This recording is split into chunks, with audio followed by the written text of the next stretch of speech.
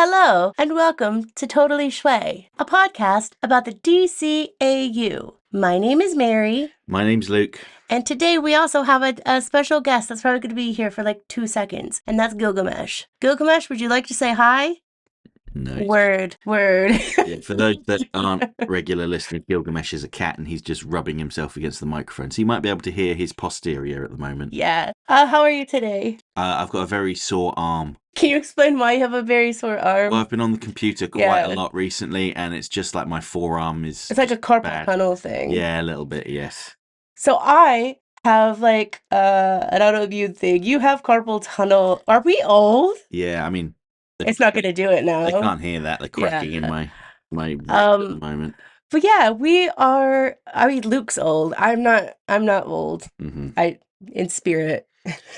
I was born old. Anyway, do you have any news for us today? No, I don't think so. I don't think there's been any significant news. No, really? Relating to the DC animated universe, anyway. No, I don't think so. No. Not that I can remember.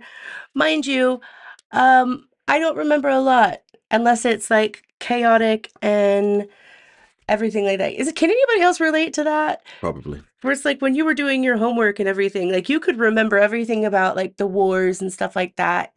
But then the most like simplistic everyday things like, did I shut the refrigerator? You're like, oh no. Yeah. Anywho, should we just get straight into it? Yeah, we should. So today we are going to talk about the Batman of the future character. Shut up. Luke hates that. He hates that so much. I do. Well, I'm not kidding, but... No, she's not kidding. I do hate it. Yeah. Whoever thought that people that speak English wouldn't understand what Batman Beyond means is just... I don't know if I can even articulate my frustration. They ruined the beautiful alliteration and symmetry of Batman Beyond. Wonderful title, and they completely screwed it. And I'm still angry about it 25 years later. I remember when it was on TV and they go, oh, way up now, coming up is a new show, Batman of the Future. I'm like, shut up. No, it's not. It's Batman Beyond. Get out. Okay, so we're going to be talking about... That's the subject of the whole podcast. We're going to be talking about Derek Powers of Batman Beyond. Yeah. So I have 3 words that I typed out. So these are my notes. Can you guess? Try to guess some of them. Toxic. That's one. Just waiting for Gilgamesh to stop wiping his butt on the microphone. He's like, give me some sugars. Yes, he is. All right, toxic. Old. No. Wealthy. No. Corrupt. Yes. And I don't think you get the other one. And go on then. What's the last? Sleaze. Okay, yeah. Yeah. So I had corrupt, sleaze, and toxic, and I'll actually show you, so you can. Yes. Yeah. Yes. I confirm that the messages, the notes, was pre-existing. She didn't type it out as I was speaking. The reason why he said messages is because I just did not want to get my notes app out today, and I just did it as an unsent message. Mm-hmm. So, Derek Powers, give us a brief explanation. So Derek Powers is an original creation for Batman Beyond. He is a wealthy industrialist that basically took over Wayne Enterprises, his company. I think it was Powers Tech. I forget the exact name. I think it was Powers Tech. I think so. But they merged with Wayne Enterprises, and it was a hostile takeover. Happened when Batman had given up being Batman as well shortly afterwards. And he kind of retreated from public life, and Powers basically took the Wayne brand and the good name associated with it and profited from it. He is, as Mary said, sleazy and corrupt.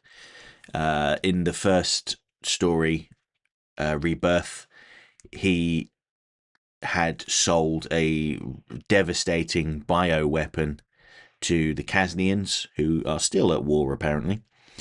It would basically rot human flesh within a day, leaving infrastructure intact. So it was basically they were going to drop a dirty bomb on their enemies and then just seize all their assets. Mm-hmm. This was against the law because Kasnia had a trade embargo still, but Powers was doing it anyway. And in the process of of it being uncovered, he had Terry McGinnis's father, Warren McGinnis, killed. And there's a beautiful moment that everybody cites when they talk about Powers, is that when Batman confronts him in his final appearance, he says, "I'll tell you the truth about me. You killed my father." And Powers just goes, "Do you have any idea how little that narrows it down?" So he's completely corrupt and awful. During the new Batman's attempt at stopping the release of the virus, Powers is exposed to it, and the only way he can recover is through heavy doses of radiation, effectively killing his cells. But they mutate him and turn him into the radioactive skeleton man, Blight. Little interesting tidbit about his creation. So I say he's an original creation for the show. When Bruce Timm and Glenn Murakami, Kind of. well, when Bruce Timm and Glenn Murakami were designing him, yes, he was in their mind original. And then someone said, I don't know who it was, but someone said, it might have been James Tucker actually, but someone looked at the design and said, "Oh wow, you're adapting Dr. Phosphorus." And they went, "Oh crap, we are." So he's kind of Blight, I should say, is kind of a semi-original character, but he shares a lot in common with Dr. Phosphorus, at least visually. And it's funny that Blight's visual design, with the see-through green skin and the black skeleton visible, has been adopted by Dr. Phosphorus, because Dr. Phosphorus used to have like wavy hair and big bulging red eyes, and looked a bit more human. What year did Dr. Phosphorus? Yeah. I want to say 76. Yeah. It was Times in the 70s. change. Yeah. But the one now is so like iconically that it's timeless. Well, yeah, it is basically Blight. If you see him in Creature Commandos, the recent cartoon, yeah, he basically just looks exactly the same as Blight, except his clothes are all burnt up. He's even he's wearing a lab coat, I suppose. Yeah. Whereas Blight often wore a burnt up suit. But yeah, I mean that's the quick and dirty summary. He is the main protagonist in the first season. Yes. And I'll tell you something funny that Stan Berkowitz told me. So they were. I'll have to explain a little bit the origin of Batman Beyond the series itself. So the whole show came about because one of the Warner Brothers executives, like the Warner Brothers television executive, Jamie Kellner, I think he was president of the company at the time, basically said that Superman and the new Batman adventures weren't doing good enough, particularly with the youngest audience. So he decided that the next Batman show they do, because Batman was more popular, should focus on a teenage Batman.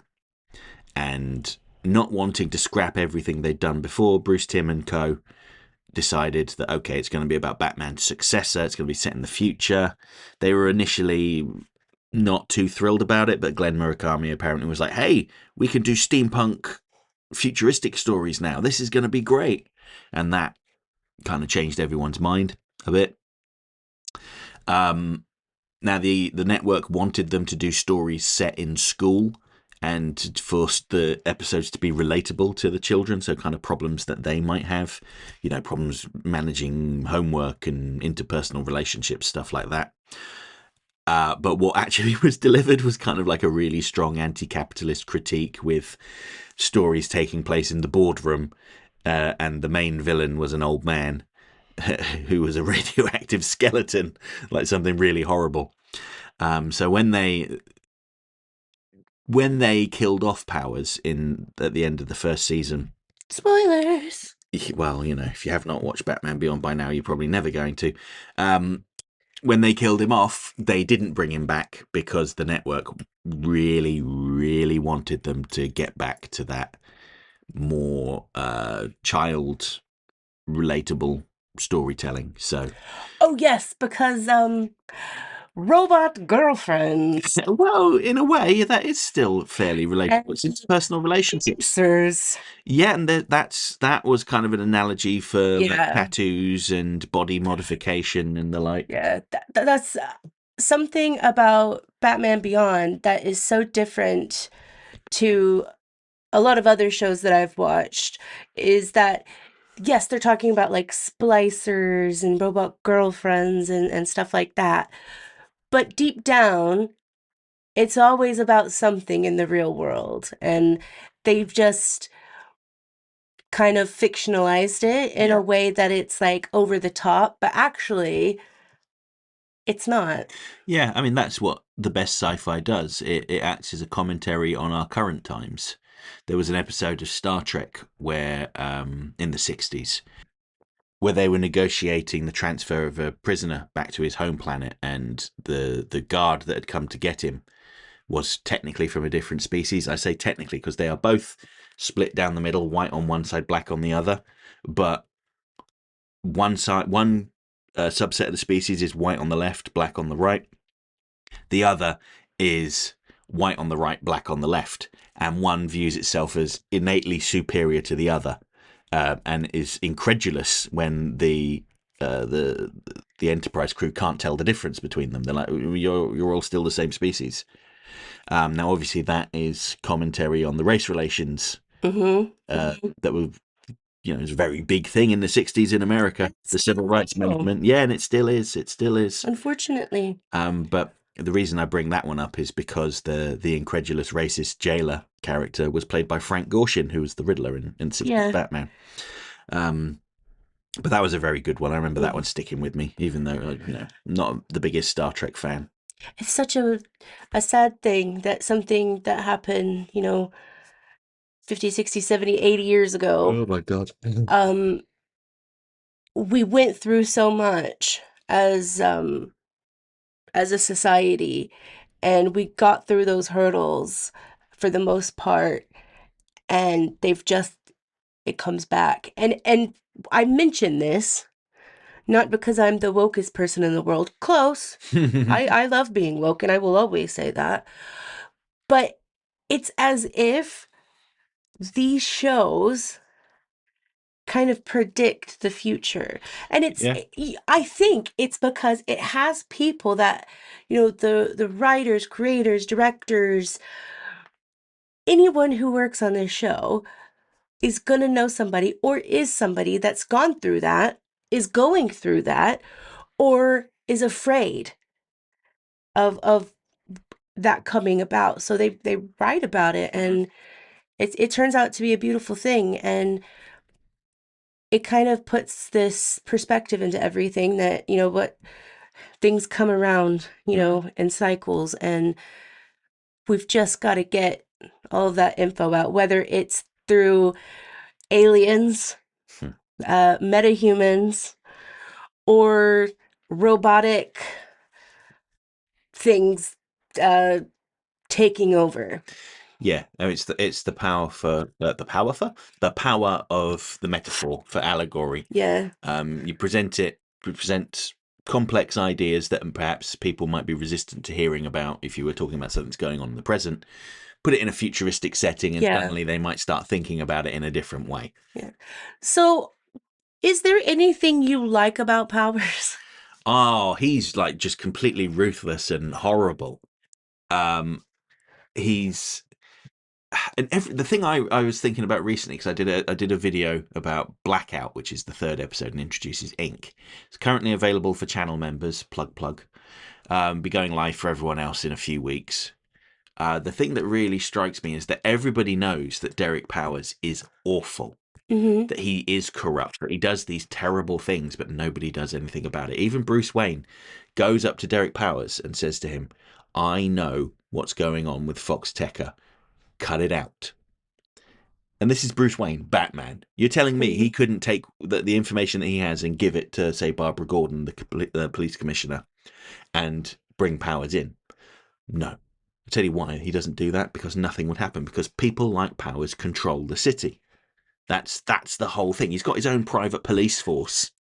I mean, I'm not going to get too political in this podcast, but I just want you to take a look at the news in any sort of decade.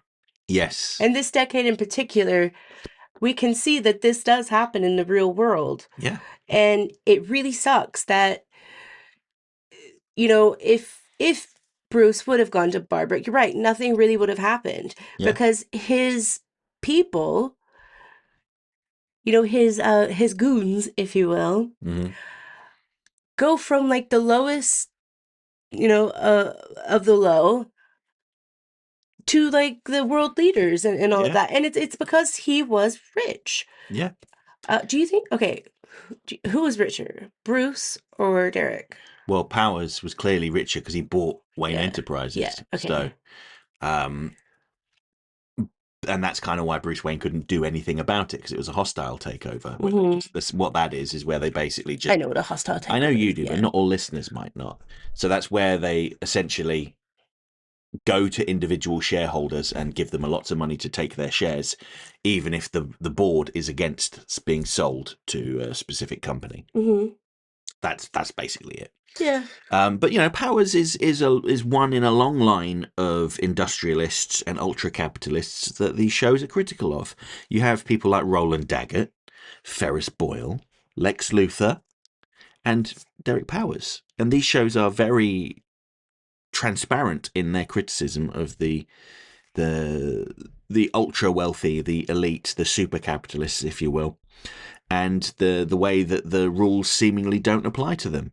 How they can pretty much do whatever they want, even when they're caught red-handed doing something terrible. They can just buy their way out of going to jail. Yeah. You see that with Roland Daggett. His henchmen confess in front of the police that he has paid them to blow up Crime Alley. And, Daggett's just like, oh dear, this is terrible. Police, arrest these men. I'm just going to go back to my limo. And they do.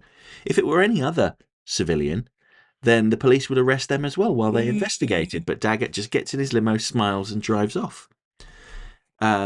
And the same sort of thing happens with Powers. He never really gets his comeuppance in terms of like from a legal standpoint, apart from when he has his meltdown in in the boardroom in the final episode Ascension. And even then, it's not for anything that Derek Powers has done. It's because Blight has been seen on camera stealing things, stealing chemicals. They're like, oh, he's the supervillain Blight. Okay, we're going to arrest him for being a supervillain, not for trying to sell a dangerous chemical compound to an illegal regime, not for murdering. Just because he could as well. Well, yeah, he just wanted more money. Literally, just because he could. Yeah, he just wanted more money. And there are always people that go, Derek Powers isn't a criticism of capitalism. He's a criticism of corporate cronyism. And like, it's the same picture .gif, for God's sake. I don't know these people you speak of. Well, I'm unfortunately I'm exposed to them very, very well. Actually, it's infrequently. Most people get it. I've got another video coming up soon where I talk about the power of analytics and how it shows that certain things that. I mean, I'll just say it's Cape Crusader I'm talking about, where there is this idea that it's woke garbage, it's trash, everyone hates it, this is the worst show ever. Where did this accent come from? It's what those, I nearly swore then, it's what those people sound like in my head when I read their dim-witted remarks. Is it going to be the one that starts with an M? No, D. Okay. My I thought it was favourite going to be MF. No, DS. What is, by the way, y'all, without actually saying it, what is the first letter of your favorite swear words / cuss word? There's going to be a lot of C's coming in. Not for me though. I don't really care for the C word very much. But what I was getting at is, yeah, I have, with my audience, I've actually got a pretty good sample size.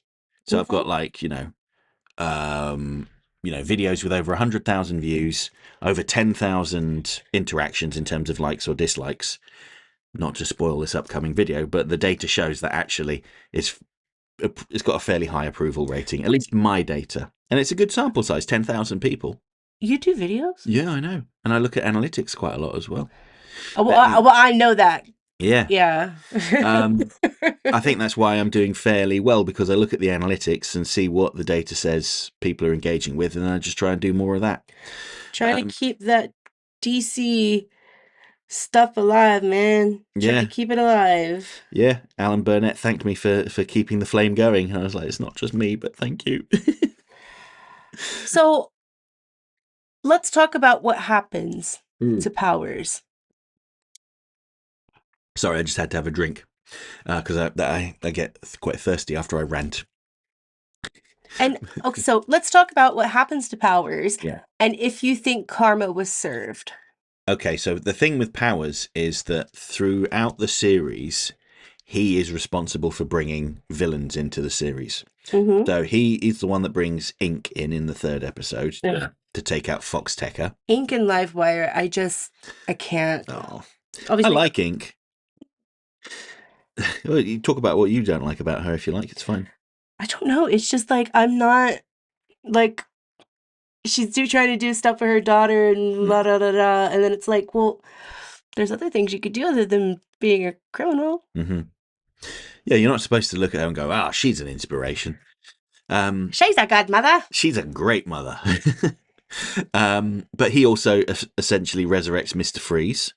He brings in. That's kind of heartbreaking in a way. Oh yeah, yeah, and you know you see he almost gets his comeuppance when Freeze freezes him, but he uses his blight powers to escape, and reveals himself to Batman because he can't let it go. He goes to try and kill Freeze himself, and he brings in Shriek as well. You know. Ugh, yeah. I've forgotten his first name, but Shreve, was it Walter Shreve, I think? Shreve was just a sound engineer trying to pitch a product to Powers to make some money.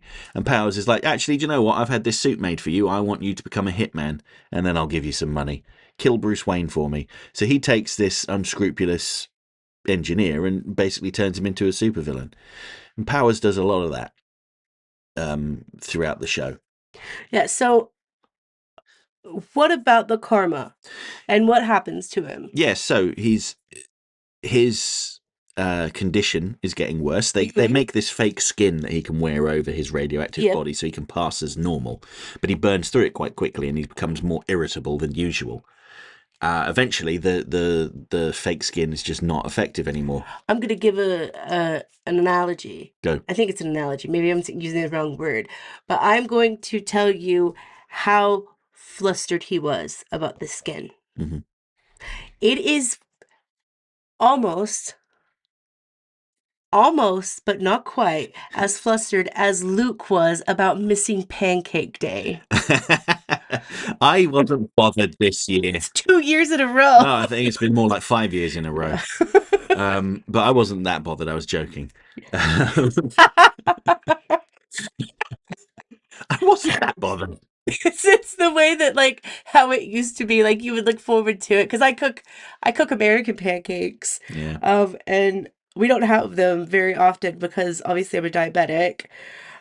So you would get so excited. Not like a kid or whatever, be like, yeah, we get to have these things.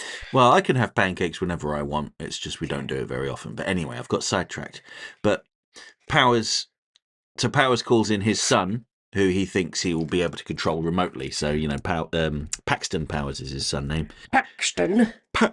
He will be the face of the company, but he'll do what his dad says. But what he fails to take into consideration is that Paxton is an apple that did not fall very far from the tree, and Paxton has his own plans and tries to murder his father. He exposes him as blight by making him have a meltdown on camera in the boardroom. I'm reminded when I said earlier that Powers' downfall came about because they realised he was a supervillain who had been stealing things. Kind of reminded a bit of when Al Capone was caught for tax evasion. The lesser crime is greed. Greed. Well, yeah, ultimately that's what it comes down to, isn't it? It's around possession. It's around ownership. That's the same thing. I have it and you don't. Well, yeah, exactly. But then Powers is forced to go into hiding, and the only way he can hide is by getting on board a submarine, because that will apparently shield his radiation from being detected, I guess. I guess it's a nuclear sub, so that makes sense. Batman teams up with Paxton Powers, not realizing how evil he is, and they plan to capture Derek Powers and bring him to justice. But really, Paxton wants to kill him. And the outrage that Powers feels as a result of being betrayed by his son. His moron son, by the way, who he had sent to South America because he was so unpopular and did very stupid things. The rage causes him to go into a meltdown, and essentially he brings down the entire submarine and drowns. They did do a tie-in comic where he washed up months later and had amnesia from his meltdown, and Stalker hunted him because he thought he'd be a good target, this radioactive monster that got the better of Batman on several occasions. But the story ended with Stalker and Batman trying to capture Powers, and Stalker achieved this by encasing him in lead, effectively killing him, and then taking him as a trophy to keep in his home. So when I did the Derek Powers Blight video, I'd actually forgotten that comic was part of the tie-in comics and not a Batman Beyond 2.0 story, because I really didn't like it, because it was just completely pointless in my opinion, and it undid the Tell us what you really think. It's all right. Hilary Bader's no longer alive. She's not going to be offended.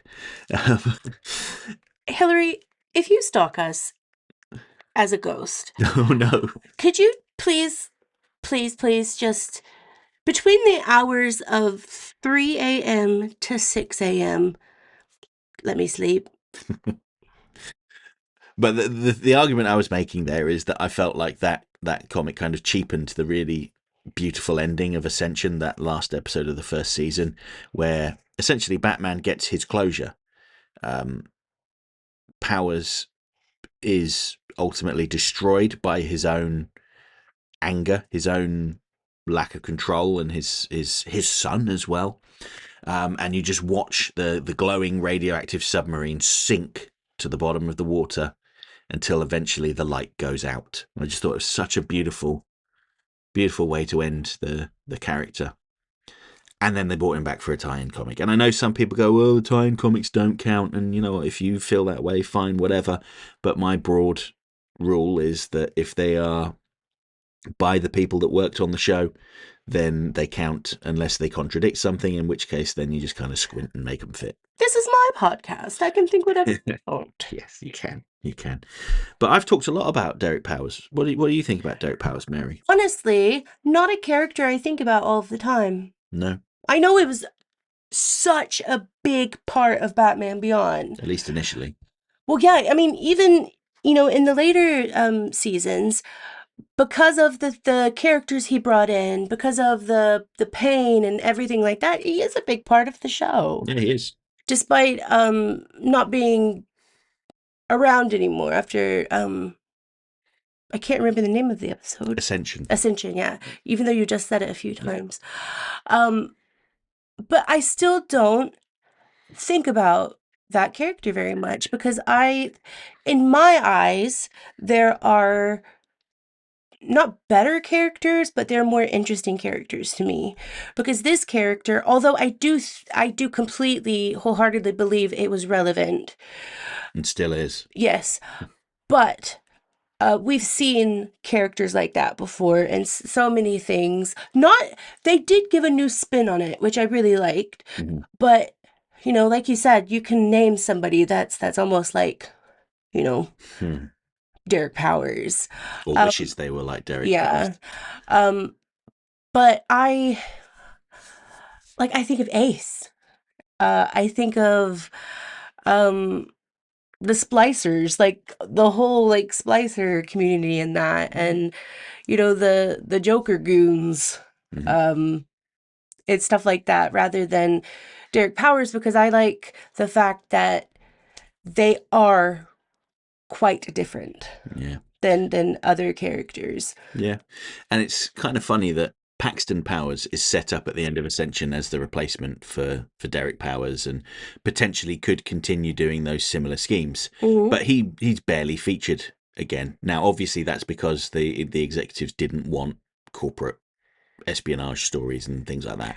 Well, also, it could be, sorry I interrupted you, That's fine. but it could be that they're showing a change. But I don't think it is. Yeah. I'm giving like, I'm being like the person that's kind of like giving, you know, both sides or whatever.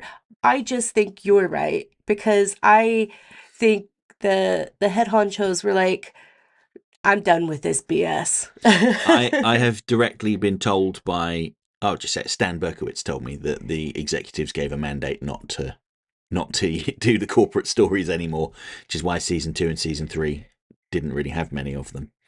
That's not to say they could never touch upon it, but they were encouraged to focus more on relatable stories for children. But I think what perhaps inadvertently happens is that because Paxton Powers never really becomes as big a threat as Derek Powers, it just shows us what an incompetent loser he is. He might have all the money in the world, but he has no class. He's just an incompetent dimwit that hires people like the Royal Flush Gang to steal stuff for him. And that's really all he can do. He can't think of things for himself. He can't conduct the same kind of schemes as his father. Doesn't really bring original characters into the universe. Nope. He just exists. And when he eventually gets arrested again for stealing, there's that commentary again, or at least paying someone to steal, and trying to murder Bruce Wayne, someone else in the elite circles. It doesn't really make any difference. It makes very little difference at all, which just goes to show how insignificant he is. Yeah. But I already mentioned like my favourite bit of dialogue from Derek Powers. You know, do you have any idea how little that narrows it down? Are there any moments that stick out for you? The whole interaction with his son. Yeah. That was, again, a bit samey, but a different take. Because you always think the son's gonna be better, or the offspring's gonna be better. They're gonna be like, I don't want to be like them, but maybe it's not always like that. No, Paxton Powers thinks he's as good as his dad, but he's useless. Yeah. He is a real useless moron. Yeah. And I mean, I can think of several other ultra wealthy company owners who who may think that they're, you know, strategic masterminds, but actually they are, I was going to swear again, they are DSs, let's put it that way. My favourite swear word. Dog scoops. Yes, dog scoops, that's it. It's nothing to do with dogs, no. The first word is dip. One word, though. Oh, is it? I think it is. Okay, well, okay, it's my favourite singular word that begins with D. I could be wrong, but I've always typed it out as One word. One word. Maybe it can be both. Someone will correct us. Michael? I'm certain. Michael. Maybe Doc will know this one. Yeah, I bet most people will. Or Lowell. Or Chris. Mm-hmm.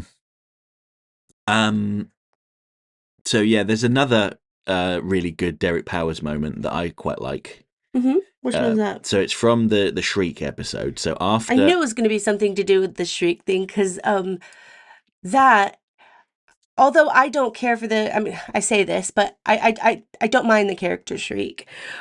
It's just, I think because I've heard about this so much, mm-hmm.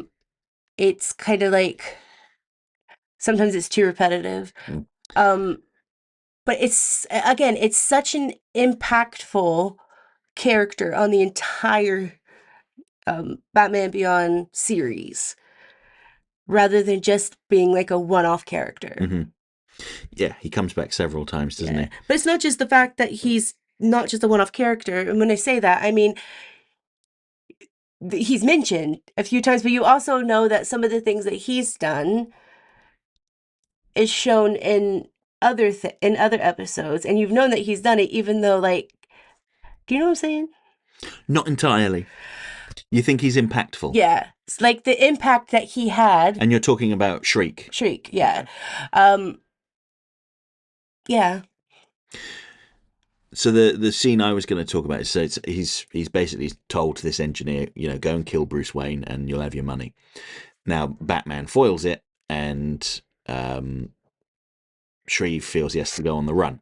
But before he does that, he goes to Derek Powers' office, sneaks in, and plots to kill Powers.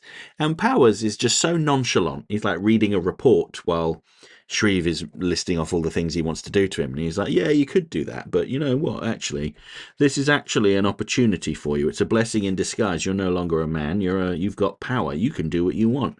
You don't have to worry about the police. If they come after you, go get them. I thought that was a really good indication of his whole philosophy. So what I mean by the impact, I'm going to go back to this, Okay. is that because Batman, who's Terry, Yeah. has, dealt with, him before, he now knows how to better deal with other people. And Yeah. that's what kind of impact I was talking about. I just couldn't get it out. Yeah. But when you were saying, that's what I meant. Yeah. There's another really cool scene with Ink where she talks about how Batman had got in the way. She comes into his limo while he's being driven around. She says Batman got in the way, so she didn't manage to fully destroy Fox Tekker. And just the mention of Batman's name makes Powers flare up and burn through his skin, and it all starts peeling off and flaking away. Ugh, and his eyes go blank. And Ink is like, oh, what's happened to you? Like, Ink, of all people, goes, oh, you're gross. Ugh. Yeah. And he says it's probably a good idea to get it out of here now because it's not healthy to be around me when I'm shedding. I'm like, oh, yes. Shedding like a snake. Yeah.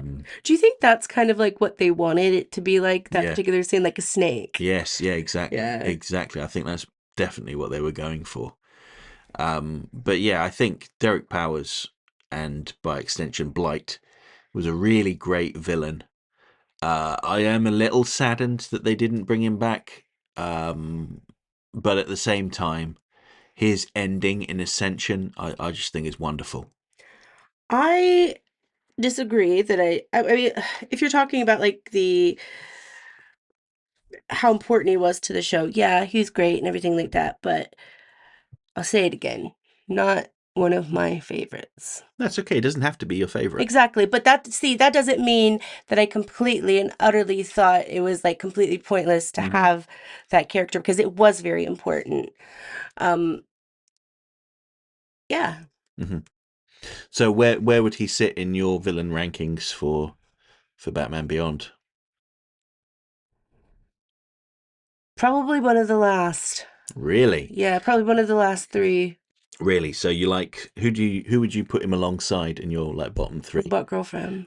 So Cynthia, yeah. Derek Powers, and what? Xander from Cobra? No, actually, you want to know something? I think he is the last. Ow! The one, Cobra, let's go third from last, and then Cynthia is second from last. So Xander from Cobra, you think is better than Derek Powers? Yeah. That is a hot take. That is a really hot take. But now ask me what I think about Al Capone. What do you think about Al Capone? We don't have enough time. So Falseface is better than Derek Powers? Yeah. Well, okay. I said what I said. She said what she said. She said what she said. I mean, I wouldn't say he was the best villain, but he's one of, in my opinion. But whatever, don't matter. Oh, that was my throat. I thought it was a cat, but I was breathing in. It was like, so I think Derek Powers is not as good as the Joker. No. But Joker is still, in terms of worst villains, one of the last 10. So you don't really like the Joker much either? Yeah, but that doesn't mean that they're not good characters. Yeah. That's just how I feel about them as characters, if that makes sense. Yeah. In terms of your favorite villainous characters, they are low on the list, but that doesn't mean that they are not good villains. Yeah. Yeah, fair. What are you guys' least favorite villain in the DCAU. Give us your 3 least favorite villains from the entire DCAU or just Yeah, from Batman the Beyond? entire DCAU. Ooh, who are my 3 least favorite? Probably the. I don't know. I'm gonna have to think about this. I could tell you this. My three, the last three: Livewire, Mm-hmm. Ink, Powers. Woo! Yeah, That's some hot takes right there. I'm scolding hot takes. I'm recoiling in horror. yeah. And that is saying this because I didn't put Sid anywhere. Sid the Squid. Yeah, anywhere near the lower 20. You know what, Mary? You should do a tier list video of your DC Animated Universe villains. She's writing it down. Oh, I was drawing something. I was doing a Nightwing drawing. That is very bad. It looks like something out of the 90s. But I'll think about that if I find the time to do it between chaotically trying to express how I feel, obnoxiously worrying about if we are ever going to have a proper winter before May. And then I will think about it as well while I'm washing my hair, because washing my hair helps me keep the bitches away. I see. So that's where I've been going wrong. Yeah. Okay. All right. Well. Also, I have to say this, like, and also on my grind to find 200 diamonds on Minecraft. Mhm.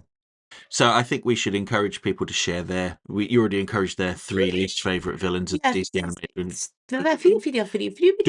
DC Animated Universe. There we go. I said it. Badabado. Yes. So please do that if you've listened this far. Also, I would like to ask you, what topics would you like to hear from us in terms of DCAU, in terms of characters, shows, stuff like that? Episodes. Yeah. Even if we've already talked about it, what's your favorite? Because I wanna pick a few things. Because at the moment, We've only picked like 1 episode ahead where we used to do like 3 or 4. But we've only gone 1 ahead. So yeah, and also we're both doing different projects for um outside of this. I mean, it does have to do with this. Not the podcast, but just YouTube in general. yeah. Um so we haven't had the kind of bandwidth. Although I'm still going to be doing this podcast because I love it and I love the people that we communicate with on here. But I feel like my suggestions are a little bit boring lately. So what would you like me to talk about? Yeah, no guarantee that we'll actually pick any of them, but share your thoughts. So we've asked them to share quite a lot. Favorite swear word, or the letter that it begins with, their villain rankings, and then also what they want to hear from you about. And next time we will do the MySpace profile quiz on who am I and why am I posting this? I don't know what that is. That was an actual MySpace quiz that you would post on your bulletin board. Oh. Like you can literally, I used to do that one like every probably month or so, and I would give the most random questions like, "Oh, where are you from?" And I quoted the book title, "Men are from Mars, women are from Venus." So obviously I'm from Neptune. Or no, I don't think I said Neptune. I think I said like Saturn. At least you didn't say Uranus. Yeah. I could have at one point. It's just a planet. Yes. And then like my age would always be like 903. And then I started talking to you, and I was like, I need to be a bit more serious about these quiz. So let's talk about how tragic I am. All right, you guys, thank you so much for listening. I do want to come end this with saying something, as I always do. That's why you're listening. I hope that all of you are safe, and I hope that all of you remember that kindness is completely free. In a world that is dealing with a lot, whether that's, the, economics or asteroids that might hit us in 32 years, or just not being able to find the right socks, and it pissing you off. Not that I'm giving myself away here. But if we spread kindness, even if it's just our own kindness somewhere, we can change things, even if it's just for one person. Um, and I just want all of you to know that all of your kindness when you speak to me matters, and it's important to me, it and I have said this many, many times on this podcast, but it has changed my life. And I cannot explain how much I appreciate each and every single one of you, and all of your kindness, because you guys don't have to do that. You guys don't have to comment. You don't have to listen, but y'all do. And I have this amazing friend group now that I genuinely feel that I connect with. So thank you for your kindness, and let's just, spread that a little bit more. So what are we going to talk about next time, Mary? Nightwing. Do we have a particular topic or just Nightwing in general? I am going to give the Sparks notes of Nightwing and my opinions. Okay. Because I have a lot. Okay. And some are different than yours. Yeah. Fact. Probably. Yeah. As is true with most people. Yeah. Shall we go? Okay. Gilgamesh was long gone, by the way. He was like, I'm going to sleep. You were right. He stuck around for like 2 minutes and then he went away. Yeah. So I love y'all. Bye. Drink water.